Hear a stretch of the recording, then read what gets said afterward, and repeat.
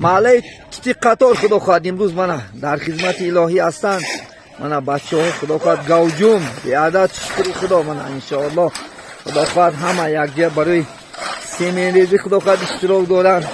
الحمدلله بیادت شکر خداوند که چه قوت چیتیا چه مقصد چه آرزوها دارن. الله سبحانه و تعالی با فضل و کرمش خدا خواهد برآورده خیر دیگه داره. همین برادر عمرشون رزقشون خدا خواهد در خاندانش فیض و برکات نتونم. الحمدلله روز از روز خدا خواهد انشاءالله کارهای ما ادامه دارد. بیادت شکری و خدا نه خدا خواهد جای کار میفریم انشاءالله. و یک قسم بچه ها در تا خدا خواهد انشاءالله خدمت دارن.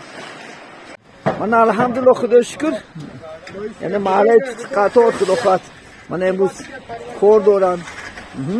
خدا مبارک کنه. مالا کارا شیرا اومد انشاءالله. خدا خواهد همه مکر میشه. الله تعالی بچه قوت بیا مردمان در شکر میکنیم. الله تعالی کارکم در کشایش بیا بیدر بکنه. آمین. مالا همین روز الله تعالی خدا مهربان بچه قوت مداده جدی دست بدید. آمین.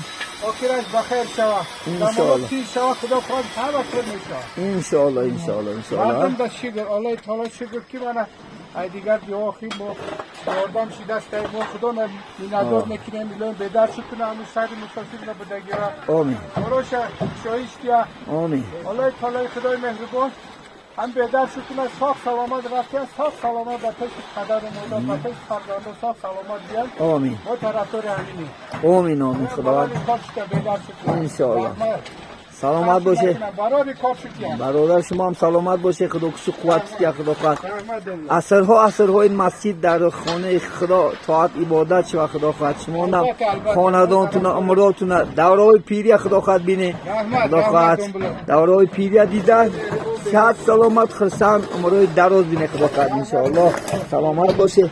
من کارهای ادامه دارد خدا خواهد. نوست این محله همه یک تن یک جان الحمدلله چند قدر خدا خواهد انشاءالله کار کرده سودیان.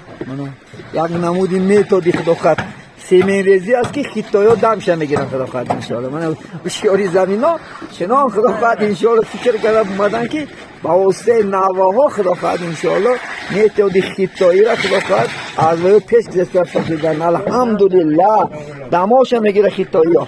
یا الله.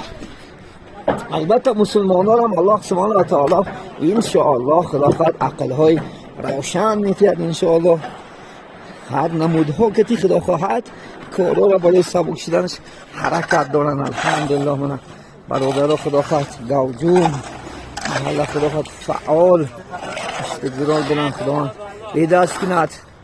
من که توشی با یک دو دن سخن میکردی خدا خواهد. الحمدلله مینت داری خدا خواهد. من محله ما خدمت میکنیم انشاءالله. مشتر ما آباد شوه ما فرزندیم دوم شما هم خدا شو قوت یا خدا خواهد. هم برده که از دور نزدیک یاردم میکنن نه یا امروز نه دراز کنه خدا خواهد. تمام مسلمان ها خدا شو قوت یا خدا خواهد انشاءالله. من از مسجد ما قریب شده اومد خدا خواهد. اندک گفتی اگر با که ای دور نزدیک اومد انشاءالله. خدای مهربان من استها با ادامه دارن. الحمدلله بیادت شکر برادر آخر کن. رسیم ده بگیم. آمین. بیدر شو کنه. آمین. اومدی کارا شو اتیا خدا. آمین. چی مقصد دارن الله رسونه. شما هم خدا خواهد دورهای پیری بینه شاد باشه سلامت باشه همیشه عمرهای دراز میتیا خداوند رزقات انشاءالله فراخ کنه. تا صحبت دیگر در حفظ و پناه مهربان باشین. السلام علیکم و رحمت الله و برکاته.